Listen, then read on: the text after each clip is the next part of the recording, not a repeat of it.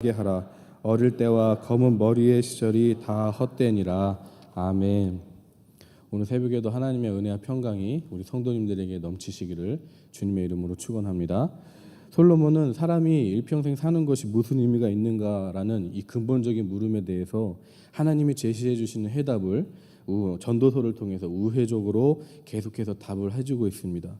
오늘 11장은 어떤 내용일까요? 사람은 자신의 미래를 잘 알지 못한다. 그렇기 때문에 이 세상의 주관자 되시는 하나님을 신뢰하며 살아가야 한다는 것입니다. 이 내용인데, 그렇다면 하나님을 신뢰하는 것을 어떻게 설명하고 있냐면 오늘 11장에서는 이렇게 정리하고 있습니다. 내가 소유한 모든 물질이 하나님께서 맡기신 것을 신뢰하고, 그리고 그 맡기신 물질로 어려운 자들을 도와라. 그리고 인생에서 누리게 하시는 젊음도 하나님께서 주신 것을 믿고 내 마음대로 살지 않고 하나님을 기억하며 살라는 것이 11장의 내용입니다. 먼저 1절을 같이 읽어볼까요? 시작. 너는 내 떡을 물 위에 던져라. 여러 날 후에 도로 찾으리라. 이것이 무슨 말씀일까요? 그러니까 떡이라고 하는 것은 우리가 먹을 것을 의미하는 것입니다. 우리가 먹을 것을 물 위에 던지라는 거죠. 이것이 무슨 뜻일까요? 한번 여러분 잘 생각해 보겠습니다. 우리가 먹을 것을 물 위에 던진다. 강이든 바다이든 물 위에 던지면 어떻게 될까요? 그것을 다시 우리가 먹을 수 있을까요? 확실한 것은 던졌기 때문에 그 먹을 것은 이제 나로부터 떠난 것입니다. 물 위니까 어디로 흘러갈지도 모르고 가라앉을 수도 있는 거죠. 그러니까 물 위로 던진 음식물이 다시 내게 돌아올 일이 있을까요? 없을까요? 없습니다. 돌아올 일이 없습니다. 그러니까 물 위에 던진다는 것은 이런 뜻입니다. 내가 먹을 것, 내 것을 포기한다. 포기할 생각으로 물 위에 던지는 것입니다. 그걸 물 위에 던졌기 때문에 그것이 이제는 내게 돌아오지 않는다는 겁니다. 그런데 이어서 나오는 그 하반절을 다시 읽어볼까요? 그렇게 물 위로 음식을 던졌는데 어떤 글이 이어지냐면 여러 날 후에 도로 찾으리라. 내 것을 포기한 채로 이미 물에 던진 그 음식이, 그 먹을 것이 여러 날 후에 다시 내게 돌아온다는 겁니다. 안 먹을 것을 각오하고 물에 던진 음식은 다시 내게 돌아오지 않는 것이 우리가 예상한 바 아니겠습니까? 그 예상과는 다르게 다시 내게 돌아올 일도 있다라는 겁니다. 그러니까 내가 전혀 예측할 수 없는 일이 일어난다는 거죠. 사실 확률적으로 봤을 때는 내가 물 위로 던진 그 음식이 내게 돌아올 확률은 우리 인생에서 발생하기 지극히 작은 확률이겠죠. 근데 그것이 우리가 사는 인생 속에서 일어날 수 있다라는 겁니다. 이것이 어떤 일이죠? 우리가 전도서 9장 11절에서 확인한 기회라는 겁니다. 시기와 기회는 그들 모두에게 임함이니라. 우리가 예상하지 못한 일이 인생 가운데 있다라는 거예요. 우리가 예상하는 대로 이 세상은 이루어지는 것이 아니라는 겁니다. 다양한 가능성을 가지고 살아가는 게 우리의 인생이라는 겁니다. 왜냐하면 하나님은 우리 인생을 시기와 기회라는 것으로 통치하고 있기 때문에. 그러니까 포기할 마음으로 물 위에 던진 그 음식이 다시 내게로 돌아올 그 일도 생긴다는 거예요. 하나님은 그렇게도 우리 인생에 역사하십니다. 그렇다면 우리가 예상하는 대로 이루어지는 세상이 아니라는 것을 왜 굳이 자신의 음식을 포기하는 것으로 비유하면서 설명했을까요? 그것은 2절에 언급되는 내용과 이어서 볼 수 있는데 2절 읽어보겠습니다. 7에게나 8에게 나눠줄지어다. 여기까지. 여기서 나눠준다는 것은 무슨 뜻이냐면 구제의 의미입니다. 구제. 가진 소유를 나누어 주어라. 누구에게? 7에게나 8에게. 그러니까 정확히 7에서 8명이라는 그 인원만 나눠주라는 뜻이 아니라 많은 사람들에게 나눠주라는 뜻입니다. 그래서 2절은 많은 사람들에게 관용하고 베풀고 살아라 라는 뜻이에요. 왜냐하면 무슨 재앙이 땅에 임하는지 내가 알지 못함이니라. 너 또한 언제 무슨 재앙을 만나서 어려움을 당할지 모르니까. 그러니까 1, 2절을 이어서 해석해 보면, 먼저 2절을 보면 네가 언제 어디서 무슨 어려움을 당할지 모르니까 네가 가진 소유를 많은 사람들에게 나누어 주어라. 그리고 1절 네가 포기한 음식, 그러니까 다시 돌려받지 않을 것이라고 기대하지도 않으면서 물 위에 던지듯한 너의 나눔은 여러 날 후에 네가 도로 찾으리라. 다시 내가 도움으로 돌아올 일이 있을 것이라는 겁니다. 내게. 다시 한번 쉽게 정리하면 비록 네가 보상에 대한 기대 없이 선행을 베풀지라도 하나님께서 갚아주시는 의외적인 일도 있을 것이다. 언제? 네가 어려운 일을 당할 때에. 이것을 알라는 것입니다. 참 하나님의 은혜가 감사하지 않습니까?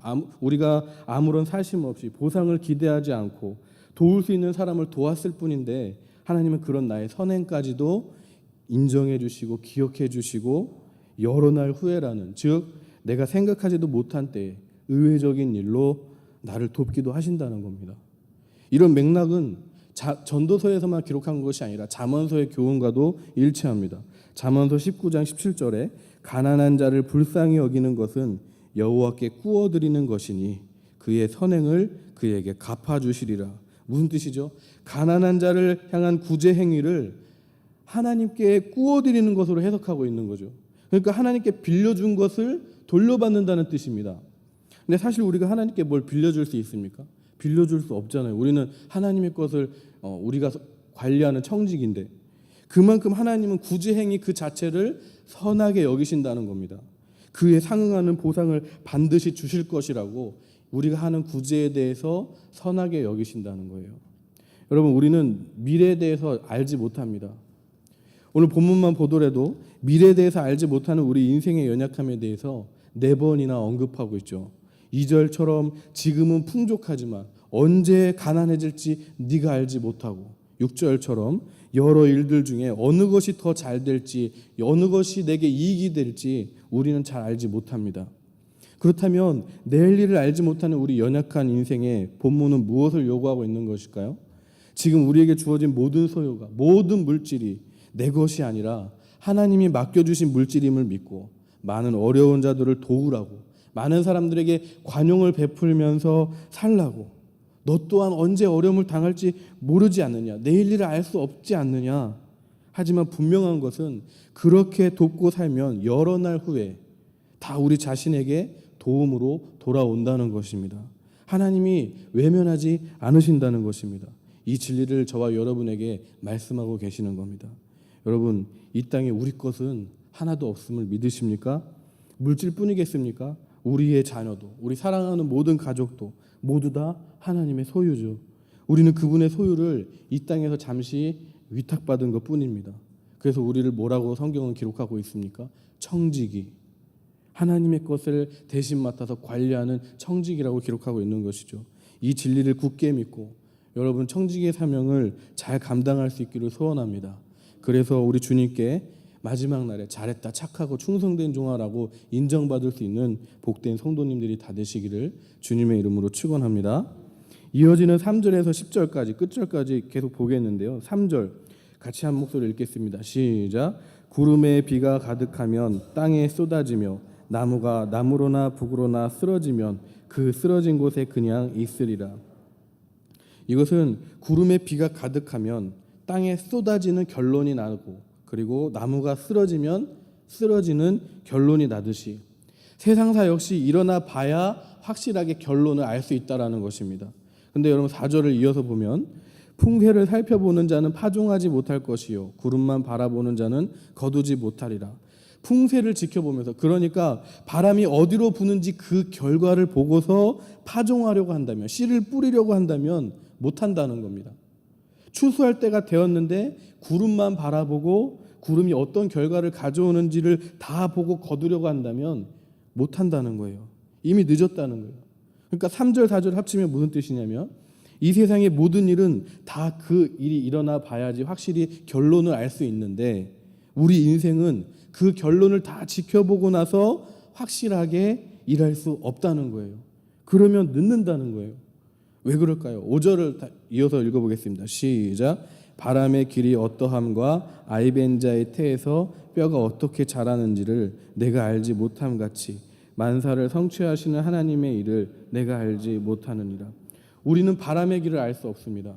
아이벤 여인의 태에서 뼈가 어떻게 자라는지조차도 알 수 없기 때문입니다. 그러니까 하나님께서 만사를 그 뜻대로 이루어 가시는 그 모든 일의 시종을 아는 것에 대해서 하나님은 저와 여러분에게 허락하지 않으셨다는 거예요. 우리가 모르는 일의 한계 속에 분명히 살아가고 있게 하셨다는 겁니다. 그러니까 이렇게 미리 어떤 일의 결과를 아는 것은 우리에게 허락된 일이 아닌데, 그것을 굳이 미리 알고서 확인한 다음에 시작하겠다는 것은 불가능한 일이다. 그런 시도를 하는 것은 어리석은 일이다 라는 뜻입니다.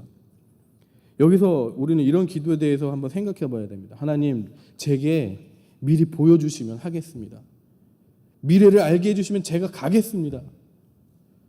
오늘 본문과 어떻다고 생각하십니까? 하나님을 향한 이런 요청이 잘하는 간구라고 생각하십니까? 아니면 잘못된 간구라고 생각하십니까?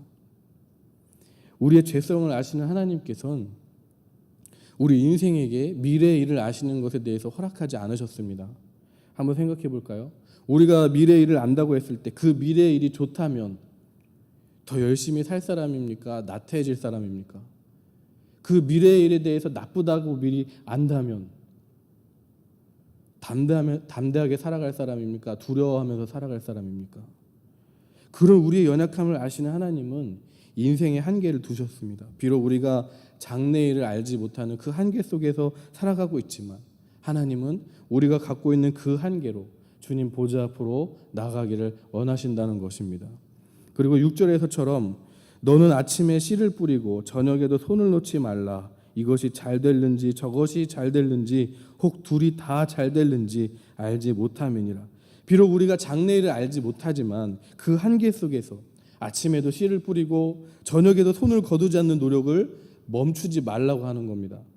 주어진 현실에서 최선을 다하는 노력을 하나님은 원하신다는 거예요. 왜냐하면 이것이 잘 될는지 저것이 잘 될는지 다 잘 될는지 모르니까. 무슨 뜻이죠? 비록 노력해서 그 미래의 결과를 알지 못하지만 현재라는 현실 속에서 노력할 때 하나님께서는 우리가 그 노력한 결과를 잘 되게 도와주신다는 겁니다. 사실 우린 전도서 9장 11절에서 빠른 경주자들이라고 선착하는 것이 아니고 용사자들이라고 해서 전쟁에서 이기는 것도 아니라고 지혜자들, 명철자들, 지식인들이라고 해서 저들이 실력을 갖고 있다고 해서 저들이 노력한다고 해서 저들이 능력자라고 해서 다 잘 되는 것을 아니라는 것을 우리는 확인했죠.